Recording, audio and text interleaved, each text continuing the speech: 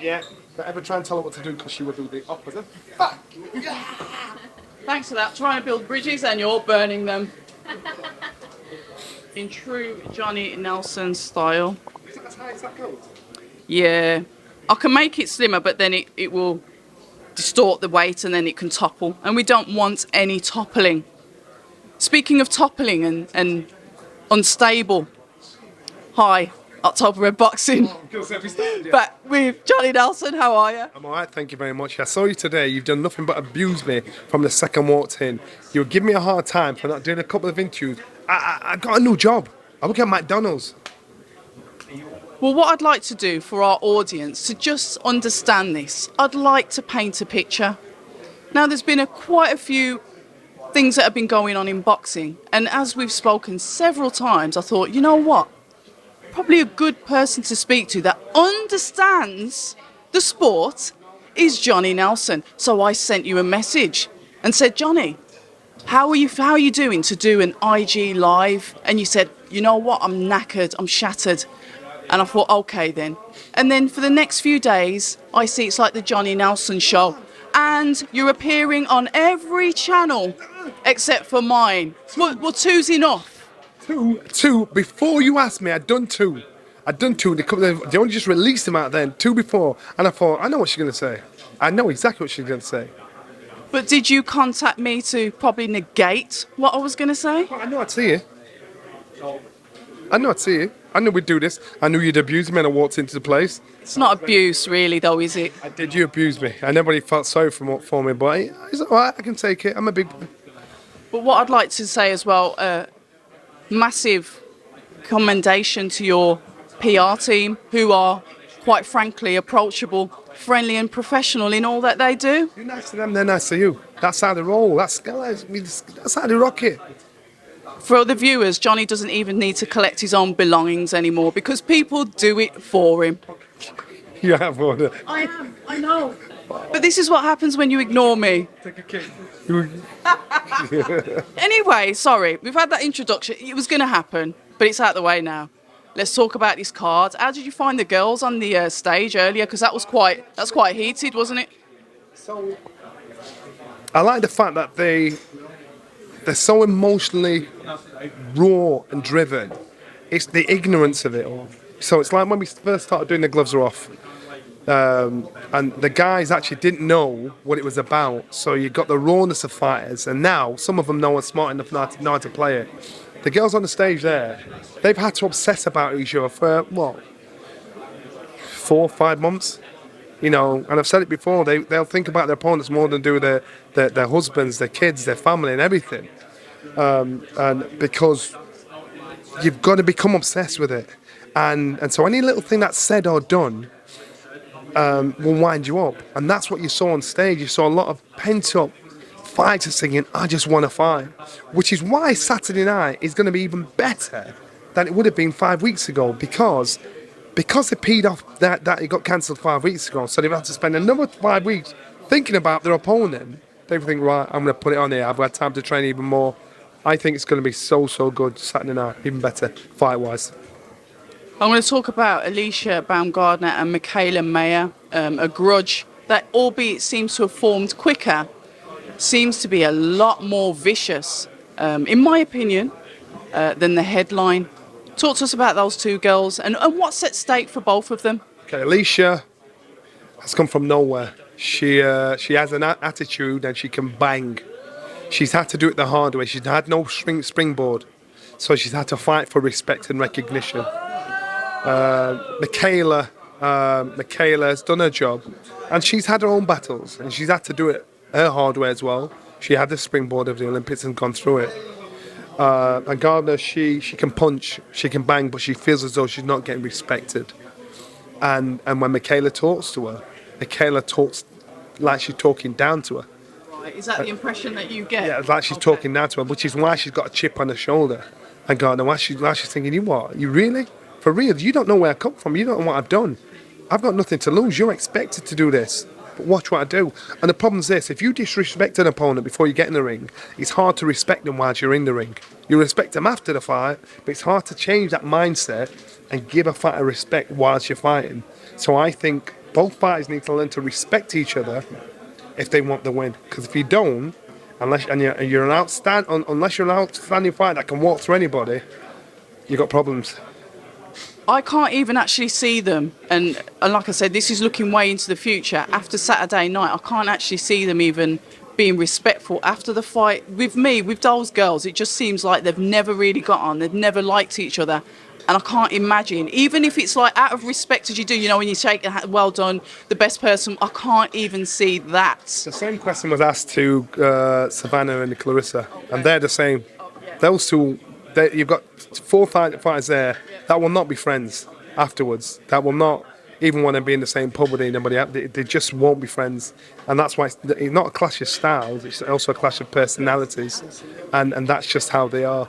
I think Savannah, I'm so proud of how she's matured in regards to dealing with Calussa's intimidation tactics. And Savannah Spawn, you said you intimidate 50% of the people in this room.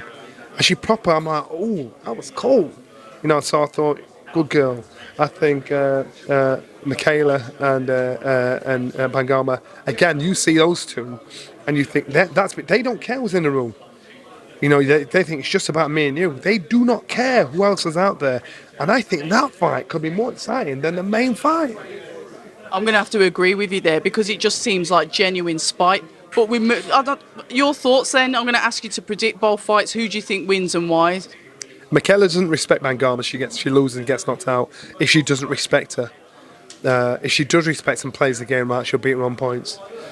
Savannah and Clarissa, I'm going Savannah because I see growth in Savannah all the way from the amateurs. And even though Savannah beat Clarissa in the amateurs, Clarissa seems to have matured faster.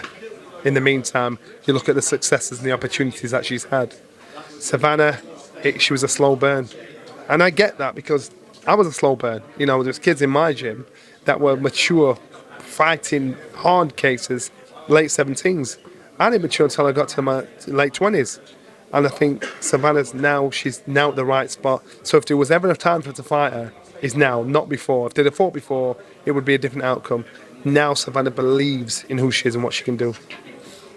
I wanted to ask you as well, because it's kind of like something that Caroline Dubois touched on at first when it was announced that it was an all-female card.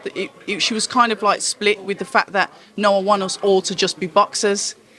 But then as the build-up carried on, it's actually nice to see an all-female card. How do you see that as, from a male boxer's point of view with an all-female card? Do you think that this is good for a one-off and that they should mix it, or No. Your thoughts? One, it's attracted a completely different crowd. People trying to get tickets to this have never been in touch for trying to get tickets. So it's got the attention and respect of female bosses, CEOs trying to inspire their female employees. And young kids coming through thinking, I can do that. They know it's now real. I think at one point, promoters openly said, I don't want that on my bill. Now the UK is a hub for female boxing. 15,000 tickets have gone. They went the first time. Nowhere in the world does that. America don't do that. Germany don't do that. Germany were the first ones to embrace female boxing. But here in the UK, to do something like this, the platform they've got, that's why the Americans are coming to the UK.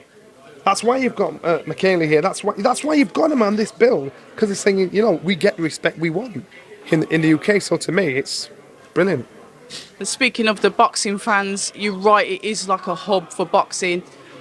However, we've had probably not the best news around the boxing in relation to Eubank Junior, and Conor Benn. So your thoughts on that? I spoke to Kell Brook yesterday. He gave me his honest opinion. What are your thoughts on that? My honest opinion is this: let the British Boxing Board do what they're doing. Let Conor explain himself, and that's it. It's not our problem. We're not the promoter. We're not. It's not our gig. Our gig is this week.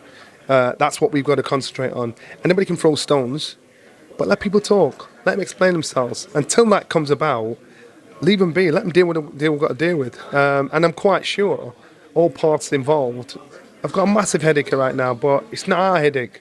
let's just get on with what we're doing. Yeah, and I hear that, and it definitely isn't your headache. And yes, we have got this card, but it is a topic that is being spoken about. But you have. But you know what? You've In a few weeks' time, it won't be. About to say, yeah, it'd be something On Monday, else. it'll be this. You know, oh my God, you seen that? And then that'll be like, it'll be old school. You know what I mean? That'll be like, oh yeah, that. And that's what we got to concentrate on, putting such an iconic bill and making sure it's a success. So Sunday morning, Monday, the stuff what's happened to Conor Ben is someone has got to deal with it, but not us. We've just got to deal with what we've done, what we've produced, what we've put on, and get the public to say, God, I love boxing. That's amazing. That what a fight, what a night. That's human nature. That's how it's going to turn out. I hear that, but I've got a feeling, and I'm going to say this from a fan's point of view because I am a fan first. I don't think it's going to go away that easy. And I understand, of course, it's not a SkySports Boxxer problem. They're not your fighters. You are going to think of your own boxers. But the procedures, and you've hit on something there that let, obviously, the fighter be able to speak for themselves. Yeah. But the downside of this, when there are legal proceedings, that people are often silenced, and silence can often lead to the thought that person, and exactly, which I don't want to do, and what we shouldn't do. We shouldn't speculate. Let the facts say it all. It's not for us to speculate because we're just putting petrol on the fire. Let them deal with it, and then when they deal with it, let's comment on it afterwards. But until then, it's not fair to speculate. Let everybody just deal with what they've got to deal with. And that is by far the most mature thing. I'm only joking. I've got to start winding you up. I'm never going to let you forget that. But no, it's good because it's the fact that you could take the high. Oh well, it's not us, and we wouldn't do that here. But you haven't. You've kind of like said, you know what? Just let those guys get on with it, and we'll get on with what we're doing, which I can't argue with. So thank you. And listen, everybody's going to want to throw the opinion in, but let them just deal with it, and then deal with the facts afterwards. Speculation does nobody any favours. We like it. Thanks for your time, Johnny. It was overdue. I am slightly annoyed. I could go on, but I'm not going to. I'll make some sweets from down the corner and we'll make it up, yeah? I would just like a coffee. Cool. Coffee's on. Coffee. Extra caffeine. October Red Boxing with the lovely betrayer, Johnny Nelson. I thought you was really bigging me up there, and you just threw in it. You betrayer. You betrayed me. He betrayed me. I'll get the coffee. Hi, and thank you for watching October Red Boxing. Like, subscribe, and tap the bell for notifications. You can also find us on Instagram at October Red Boxing and on Twitter, October Red UK. And remember, at October Red, we stay ready.